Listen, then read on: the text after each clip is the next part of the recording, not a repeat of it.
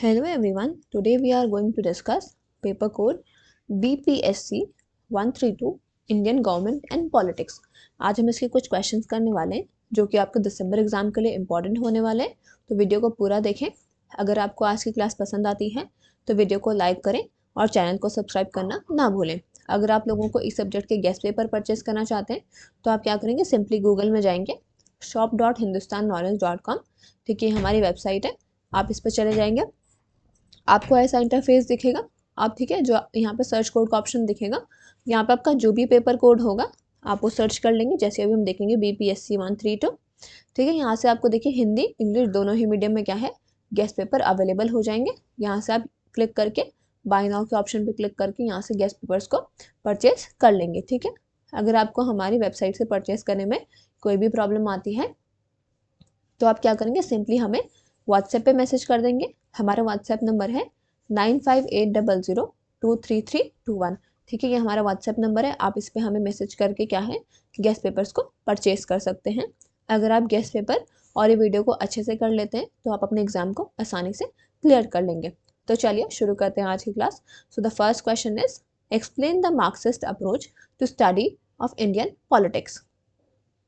So the Marxist approach is a method of studying politics based on the ideas of Karl Marx. Marxist जो approach है एक method है politics को study करने का on the basis of ideas of Karl Marx। ठीक है, ये एक्सप्लेन करता है पॉलिटिक्स को by focusing on economic structure, class relation and control over the resources। So इस अप्रोच के अकॉर्डिंग जो पॉलिटिकल इंस्टीट्यूशंस हैं और स्टेट हैं वो मेनली सर्व करते हैं the interest of dominant economic class. So in the context of Indian politics Marxist scholars use करते हैं इस अप्रोच को टू अंडरस्टैंड कि कैसे क्लास डिविजन, कैपिटलिज्म और स्टेट क्या करती है, ठीक है, शेप करती है आपकी पॉलिटिकल लाइफ को, economic base and the political structure. So the Marxist approach believes that economic system of a society determines its political and social institutions. In India, the economy is a mix of capitalism, semi-feudal elements and remnants of colonial structures.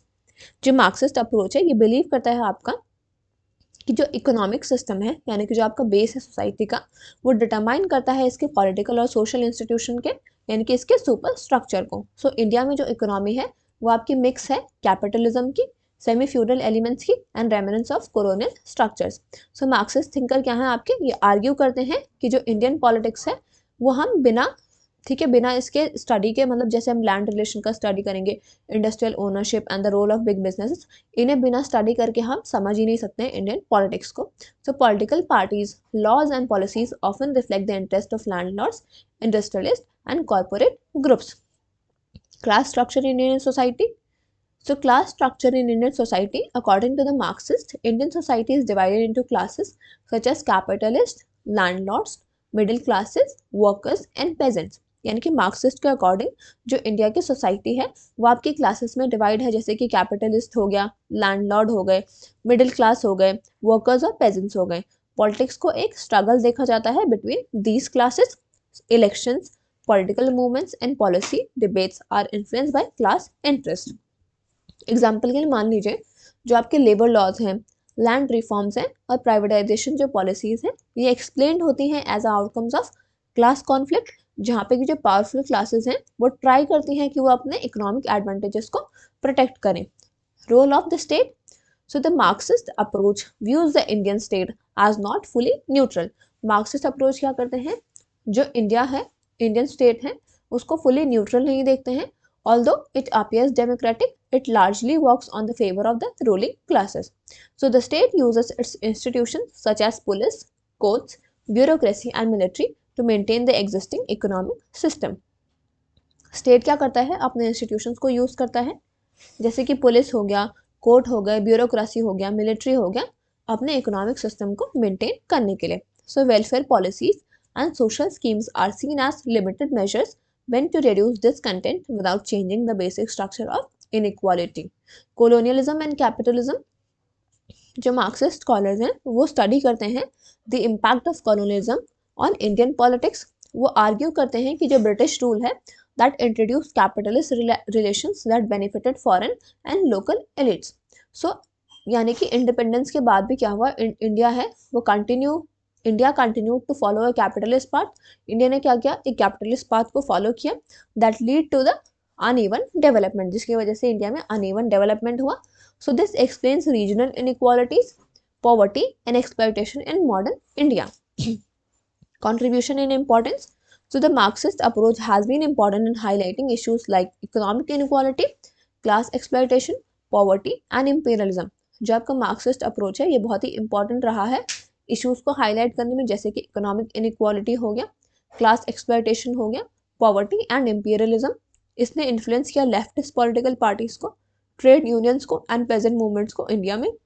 Thinkers जैसे कि D Kosambi, AR Desai and Prabhat Patnaik, इन्होंने क्या किया, Marxist ideas को use किया ताकि ये Indian society और पॉलिटिक्स को एनालाइज कर सके. In conclusion we can say that the Marxist approach explains Indian politics by linking economic power with political authority. यानी कि जो मार्क्सिस्ट अप्रोच है वो इंडिया की पॉलिटी को एक्सप्लेन करता है bye linking economic power with political authority. ये हमें हेल्प करता है अंडरस्टैंड करने में कि कैसे जो क्लास के इंटरेस्ट होते हैं वो इन्फ्लुएंस करते हैं पॉलिटिकल डिसीजंस को. दो इट में ignore cultural and identity factors, it remains a valuable tool for studying inequality and power in Indian politics. ठीक है, यहाँ पे आपका पहला क्वेश्चन कंप्लीट हो गया है. अब हम नेक्स्ट क्वेश्चन की ओर चलेंगे. ठीक है, अगर आपने अभी तक चैनल को सब्सक्राइब नहीं किया है तो चैनल को सब्सक्राइब कर ले, साथ ही में हमारे टेलीग्राम ग्रुप में भी ज्वाइन कर लीजिएगा, जिसका कि लिंक आपको डिस्क्रिप्शन बॉक्स में मिल जाएगा. वहाँ पे क्या है, आपको सारी क्लासेस की अपडेट मिलती रहेगी. ठीक है, so the next question is briefly explain the basic features of Indian constitution. So the Indian constitution is the supreme law of India. India का कॉन्स्टिट्यूशन क्या है आपका, ये सुप्रीम लॉ है इंडिया का. ये came into force on 26 January 1950 और ये एक फ्रेमवर्क को प्रोवाइड करता है for the political system, government functioning and the rights and duties of the citizens. First is written and lengthy constitution. जो आपका इंडिया का कॉन्स्टिट्यूशन है ये एक रिटन कॉन्स्टिट्यूशन है और ये one of the longest constitution है वर्ल्ड का, क्योंकि इसमें पूरा कंटेन ये क्या करता है, डिटेल प्रोविजंस को कंटेन करता है related to administration, fundamental rights, directive principles and the structure of government at the center and states, sovereign, socialist, secular and democratic republic. So India is a sovereign country. India आपकी एक sovereign country है. इसका मतलब है कि ये free है from external control. ये एक सोशलिस्ट है जो एम करती है सोशल एंड इकोनॉमिक इक्वालिटी पे. इंडिया एक सेकुलर कंट्री है. It means that it give equal respect to all the religions. India एक डेमोक्रेटिक रिपब्लिक भी है. ठीक है, जहाँ पे कि जो आपका हेड ऑफ द स्टेट होता है वो इलेक्टेड होता है और जो पावर होती है that rest with the people. Federal system with unitary bias. India क्या है आपका एक फेडरल सिस्टम है जहाँ पे कि जो डिवीजन ऑफ पावर है वो सेंटर और स्टेट के बीच में है. हाउएवर जो इमरजेंसीज होती हैं जब भी तो कॉन्स्टिट्यूशन क्या होता है, ज़्यादा पावर सेंटर को देता है, making it unitary in nature. Parliamentary form of government. India क्या करता है आपका एक फॉलो करता है parliamentary system similar to Britain. President क्या होता है आपका नॉमिनल हेड होता है और जो प्राइम मिनिस्टर और काउंसिल ऑफ मिनिस्टर्स होते हैं वो आपके रियल एग्जीक्यूटिव होते हैं और रिस्पॉन्सिबल होते हैं to the parliament. Fundamental rights. So the constitution guarantees fundamental rights such as right to equality, freedom, religion and constitutional remedies. Constitution क्या करता है आपके फंडामेंटल राइट्स को गारंटी करता है, जैसे कि आपका राइट टू इक्वालिटी हो गया, फ्रीडम हो गया, रिलीजन हो गया एंड कॉन्स्टिट्यूशनल रेमेडीज. ये राइट्स क्या करते हैं, सिटीजन्स को प्रोटेक्ट करते हैं फ्रॉम इनजस्टिस एंड इंश्योर करते हैं इंडिविजुअल फ्रीडम को. Directive principles of state policy. जो आपका डायरेक्टिव प्रिंसिपल है ये गाइड करता है गवर्नमेंट को ताकि वो लॉज बनाए for the social welfare, economic justice and public good. यानी कि ये लीगली एनफोर्सेबल नहीं होते हैं. जो आपके डायरेक्टिव प्रिंसिपल्स होते हैं DPSP जो होते हैं वो लीगली एनफोर्सेबल नहीं होते हैं, बट ये क्या होते हैं फंडामेंटल होते हैं to governance. Independent judiciary. Indian constitution क्या करता है आपका एक इंडिपेंडेंट जुडिशरी को प्रोवाइड करता है ताकि कॉन्स्टिट्यूशन को प्रोटेक्ट कर सकें और फंडामेंटल राइट्स को प्रोटेक्ट कर सकें. सुप्रीम कोर्ट क्या है आपका एक्ट करता है as the guardian of constitution. Single citizenship. India में क्या है आपका सिंगल सिटीजनशिप. इंडिया में आपकी सिंगल सिटीजनशिप है, जिसका मतलब है कि जितने भी सिटीजन्स हैं they are the citizens of India only, promoting national unity. Universal adult franchise. Every citizen above 18 years has right to vote without discrimination, ensuring political equality. यानी कि जितने भी लोग हैं 18 साल से जो भी ऊपर होगा उनके पास राइट टू वोट होगा बिना किसी डिस्क्रिमिनेशन के, जो आपका इंश्योर करता है पॉलिटिकल इक्वालिटी को। In conclusion we can say that the Indian constitution reflect the idea of democracy, justice, liberty, equality and fraternity. इसके जो बेसिक फीचर्स हैं वो इंश्योर करते हैं यूनिटी को, गुड गवर्नेंस को and protection of citizens rights in a diverse country like India. Now we will move to the next question. Discuss the significance of fundamental duties in India. यानी कि fundamental duties की significance क्या है। So fundamental duties are an important part of Indian constitution. Fundamental duties क्या है आपकी, बहुत ही इंपॉर्टेंट पार्ट है इंडियन के कॉन्स्टिट्यूशन की। ये ऐड की गई थी 42nd कॉन्स्टिट्यूशनल अमेंडमेंट एक्ट 1976 के द्वारा on the recommendation of Saran Singh committee. ये ड्यूटीज मेंशन्ड है आपके आर्टिकल 51A में और ये अप्लाई करती हैं to all the citizens of India. At present हमारे पास 11 फंडामेंटल ड्यूटीज हैं, ठीक है। जो फंडामेंटल राइट्स हैं वो सिटीजन्स को ये बताते हैं कि वो स्टेट से क्या डिमांड कर सकते हैं, पर जो फंडामेंटल ड्यूटीज हैं वो सिटीजन्स को रिमाइंड करती हैं कि उन्हें क्या करना चाहिए नेशन के लिए, ठीक है। Promoting responsible citizenship. So the main significance of fundamental duties lies in promoting responsible citizenship. जो एक मेन सिग्निफिकेंस है फंडामेंटल ड्यूटीज का वो लाई करता है आपके कि आप रिस्पॉन्सिबल सिटीजन्स को प्रमोट करें, रिस्पॉन्सिबल सिटीजनशिप को प्रमोट करें। ये एनकरेज करता है लोगों को कि वो रिस्पेक्ट करें कॉन्स्टिट्यूशन को, नेशनल फ्लैग को और नेशनल एंथम को। यानी कि इन ड्यूटीज़ को अगर वो फॉलो करेंगे तो सिटीजन्स क्या होंगे, वो अवेयर होंगे अपने रोल का इन द सोसाइटी और वो अंडरस्टैंड करेंगे जो उनके राइट्स और ड्यूटीज़ हैं, they must go together. So a democracy can work properly only when citizens act responsibly. Strengthening national unity and integrity. Fundamental duties क्या करते हैं, बहुत ही इंपॉर्टेंट रोल प्ले करते हैं आपका इन strengthening national unity and integrity. Duties जैसे कि promoting harmony, brotherhood and spirit of common identity, ये हमें हेल्प करते हैं सोशल डिविजन्स को रिड्यूस करने में that are based on religion, language, caste और रीजन, ठीक है। ये एनकरेज करते हैं लोगों को ताकि वो इंडिया की डाइवर्सिटी को रेस्पेक्ट करें and they live peacefully with one another. Encouraging moral and ethical values. Many fundamental duties are based on moral and ethical values such as developing scientific temper, humanism and the spirit of inquiry and reform. ये duties क्या करती हैं, ये guide करती हैं citizens को ताकि वो रैशनली थिंक करें और अवॉइड करें ब्लाइंड बिलीफ्स को एंड सपोर्ट करें सोशल प्रोग्रेस को। They also encourage people to safeguard public property. ये जो फंडामेंटल ड्यूटीज़ होती हैं ये एनकरेज करते हैं लोगों को ताकि वो पब्लिक प्रॉपर्टी को भी सेफगार्ड करें और वायलेंस को अवॉइड करें, जो कि हेल्प करता है to maintain the social order. Protecting culture and environment. Some fundamental duties focus on protecting India's rich cultural heritage and natural environment. जो कुछ फंडामेंटल ड्यूटीज होती हैं आपकी वो फोकस करती हैं on protecting the India's rich cultural heritage and natural environment. Citizen से ये एक्सपेक्ट किया जाता है कि वो मॉन्यूमेंट्स को प्रिजर्व करें, ट्रेडिशंस को प्रिजर्व करें, फॉरेस्ट, रिवर्स और वाइल्ड लाइफ को प्रिजर्व करें। आज के टाइम पे क्या है, जितने भी इन्वायरमेंटल प्रॉब्लम्स हैं वो इंक्रीज हो रही हैं, तो जो ये ड्यूटीज़ हैं these are very relevant and help create awareness about sustainable development. Supporting law and governance. So although fundamental duties are not legally enforceable, यानी कि जो हमारी फंडामेंटल ड्यूटीज़ होती हैं वो भी हम लीगली एनफोर्स नहीं कर सकते हैं, but they are important for courts and law makers. Courts often use them to interpret laws and जज the reasonableness of restrictions on fundamental rights. ये इंस्पायर करते हैं गवर्नमेंट को ताकि वो पॉलिसीज बनाएं for education, environment protection and social welfare. In conclusion, we can say that fundamental duties are essential for building a disciplined, united and progressive society. यानी कि fundamental duties क्या हैं, आपकी बहुत ही एसेंशियल हैं एक डिसिप्लिन, यूनाइटेड और प्रोग्रेसिव सोसाइटी को क्रिएट करने के लिए। So they remind citizens that freedoms comes with responsibility.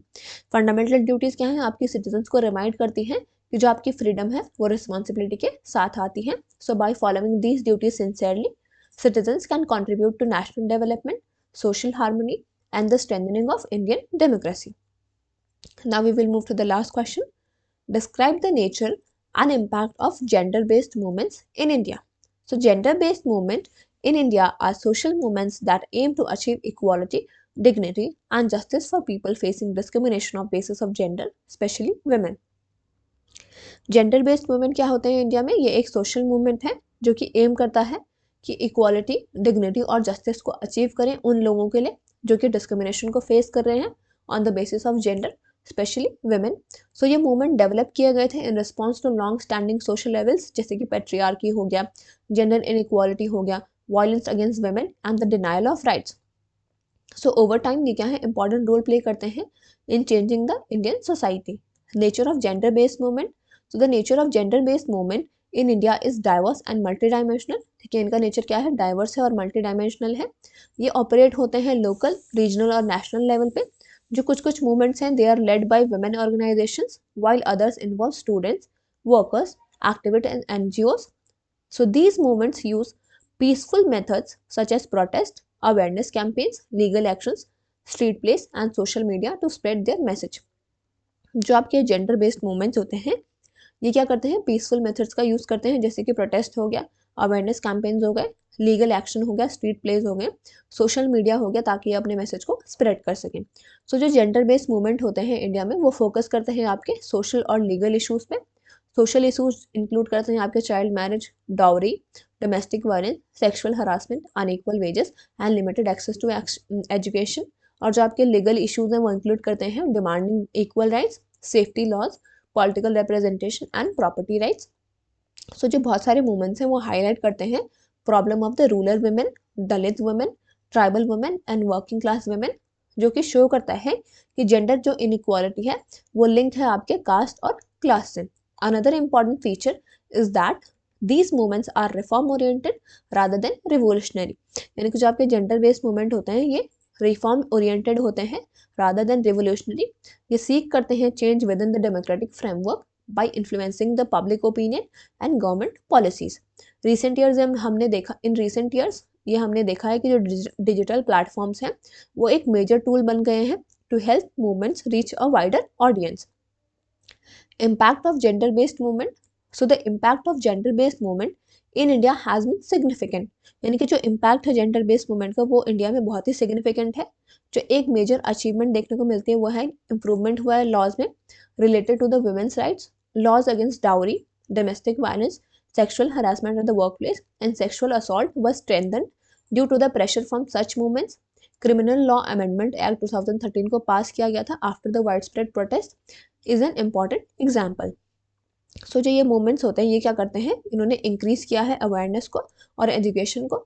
People are now more aware of gender discrimination and women's rights. अब लोग क्या हैं, ज़्यादा अवेयर हो गए हैं जेंडर डिस्क्रिमिनेशन के और वुमेन्स के राइट्स के। Topics like consent, gender equality and workplace safety are openly discuss which was rare earlier. यानी कि जो आपके टॉपिक्स हैं जैसे कि कंसेंट हो गया, जेंडर इक्वालिटी हो गया, वर्क प्लेस सेफ्टी हो गया, इनको आप ओपनली डिस्कस किया जाता है जो कि पहले बहुत रेयर था। Gender based movements encourage women's participation in public life. जो आपके जेंडर बेस्ड मूवमेंट है इन्होंने एनकरेज किया है वुमेन के पार्टिसिपेशन को in the public life. Reservation for women in local self government institutions and growing involvement of women in education, employment and politics are partly due to these movements। यानी कि जो आपका reservation हो रहा है women के लिए लोकल सेल्फ गवर्नमेंट इंस्टीट्यूशन में और जो इन्वॉल्वमेंट जो ग्रो हो रहा है वुमेन के एजुकेशन में, एम्प्लॉयमेंट्स और पॉलिटिक्स में, ये पार्टली क्या है, इन मूवमेंट्स की वजह से है। So in conclusion we can say that the gender based movement in India had played a crucial role in challenging inequality and injustice. यानी कि जो आपका जेंडर बेस्ड मूवमेंट है इंडिया में उसने ना बहुत ही इंपॉर्टेंट रोल को प्ले किया है इनइक्वालिटी और इनजस्टिस को चैलेंज करने में। दो मेनी प्रॉब्लम्स स्टिल एग्जिस्ट, यानी कि आज भी बहुत सारे प्रॉब्लम्स एग्जिस्ट करते हैं, बट जो ये मूवमेंट्स है इन्होंने क्या किया है, positive social and legal changes को लाया है। They continue to inspire the struggle for a more equal, safe and inclusive society. So यहाँ पे आपके जितने इंपॉर्टेंट क्वेश्चन थे वो कंप्लीट हो गए। वीडियो को ज़्यादा से ज़्यादा शेयर करें और चैनल को सब्सक्राइब करना ना भूलें। Thank you.